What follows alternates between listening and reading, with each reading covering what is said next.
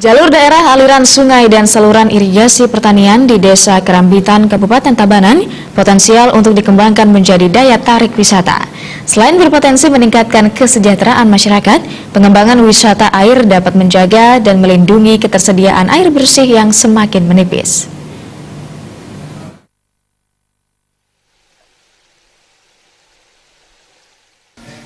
Jalur sungai yang panjang dan sistem pengairan subak yang masih alami menjadi salah satu potensi pengembangan wisata air.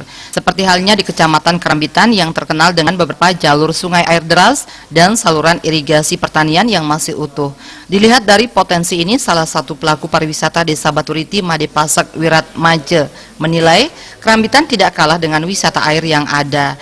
Tinggal bagaimana menggunakan peluang ini menjadi salah satu destinasi pariwisata air tanpa harus merusak ataupun mengubah tata ruang yang ada. Sementara Camat Kerambitan menyatakan dalam mengoptimalkan wisata air di Tabanan saat ini telah dikembangkan pengelolaan sumber air tanpa merusak ketersediaan air yang ada. Sejumlah daerah yang sudah membangkitkan wisata air seperti di wilayah Timpag, Desa Baturiti yang mulai memberdayakan potensi ini. Pengembangan wisata air diharapkan dapat melindungi dan menjaga ketersediaan air yang semakin berkurang.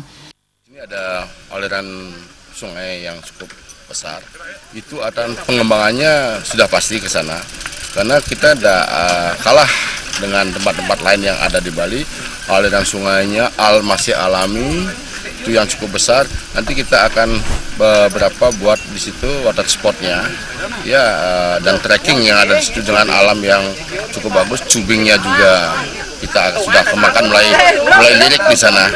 Mengoptimalkan daripada aliran sungai yang ada di sana, yang ada sekarang rating, dan juga di hulu itu udah ditimpak, sekarang di tengah. Kita memasuki di Desa Baturiti, di mana di Desa Baturiti kita kembangkan program pariwisata irigasi, di mana program pariwisata irigasi ini kita mempertahankan daripada irigasi yang ada serta jalan-jalan subak yang ada, yang nantinya kita bisa menjadikan salah satu wahana untuk bisa dilaksanakan bicycle atau sepedaan dengan melihat daripada kearifan lokal yang ada di sana.